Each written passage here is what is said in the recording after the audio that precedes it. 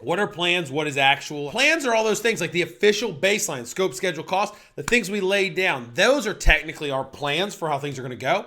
And all our strategies, technique, approaches for communication, stakeholder engagement, risk responses, all these things. These are all our plans. This is our expectations for what we're going to do, right? So those set, and if everything was perfect in the world, which it's not, things would go off without a hitch, perfect, nailed it. That's how we're doing. Now, but we know that we got to go in the actual land. Look at the data. Look at the facts as they start to come in and say, what is the work performance data on? How's the scope, schedule, cost going? Are the risk responses working? Are the people actually engaging with us in the way they want to? Do they like the communication?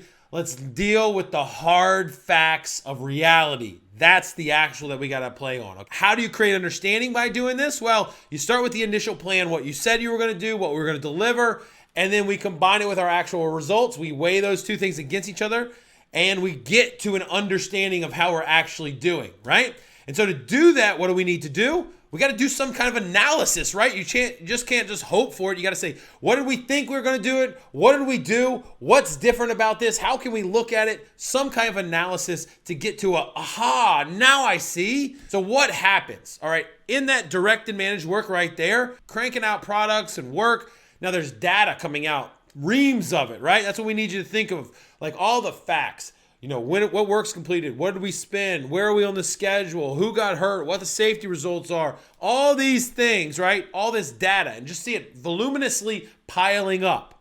Now, what we need to do in that area, the monitor control process group where we are right now, is we need to analyze it. Look at it from all the different lenses, look at it in detail, at a high level, all these things to get some kind of oh, wow, I got it. Some realization. And that's work performance information. That's like cranking through the numbers and go, oh, shoot. Oh, wow. Okay, now I know. So that's what we're trying to do. Go from data through analysis to information.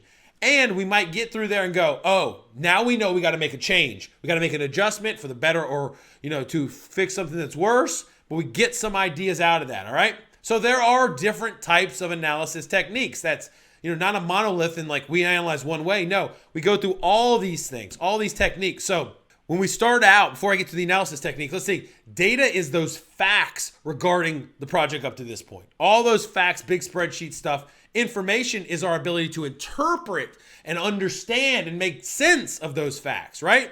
And so by getting to interpretation and the information, that allows us to see and understand the health of the project and make adjustments or let it, be stewarded on to the next process, right? And as we're going. So what are these methods? Well, the first thing we can do, remember plan versus actual? We could just say, plan says we should be here. Actual is actually here. What is different? What's the variance? Trend analysis, up or down. Let's just look at the patterns, the trends. That's what we're talking about. Root cause. We have an issue. We talk about quality with this. Let's not just say surface, put a Band-Aid on it. Let's go down deep like this tree. Let's study the roots. Let's figure out what the real cause is. You could also, as you start to analyze the data, look for alternatives like, we have this problem. We could go A, we could go B as a response. Which one would probably play the better output? And so the other one is what if? When we start to get the facts in, we start to analyze it, we start to project out, we go like, well, what if we did this? There's also technical performance analysis.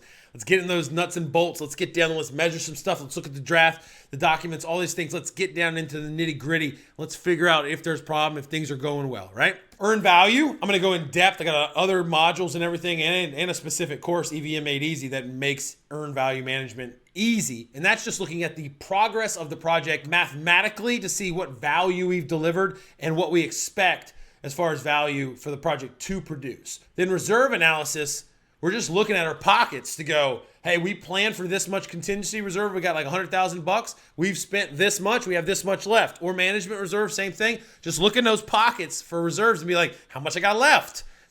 And so earn value management, it's awesome. Like it is so simple. Just let me explain it to you. So there's going to be more videos later. I have a full course on it. Don't freak out. All right, so let's visualize it again.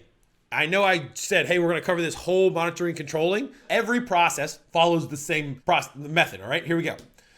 It starts off with a plan on the left side, and it says like the baseline or other things like that. And in the middle, or as we go down, you're bringing in the baseline, the plan, and the actual. So plan versus actual, you're bringing those in. Like we said, plan versus actual. We got to bring the raw materials in. Those are the two things.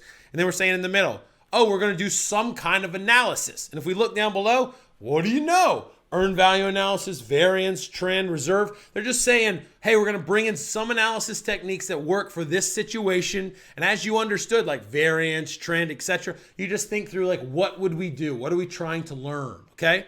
And on the back end, we get information, the aha, the realization.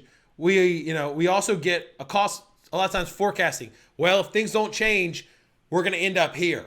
We're cost forecasting, schedule, etc. We're going to have predictions about the future projections. And we also are going to have realizations that we got to change. We got to make adjustments. We got to make improvements. We have ideas, etc., etc. So change requests. We need to change. And you know what happens there. We're going to put it in. We're going to analyze it. We're going to get it through the change control board, get them to approve it or reject it. It changes everything, and we roll on, okay? Plan versus actual, we got to evaluate all areas, right? So as we go top to bottom, those three sections right there, control, scope, schedule, and cost, we're looking at the baselines. Like, how are we doing for what we planned? We spent all that time up in planning, setting these baselines.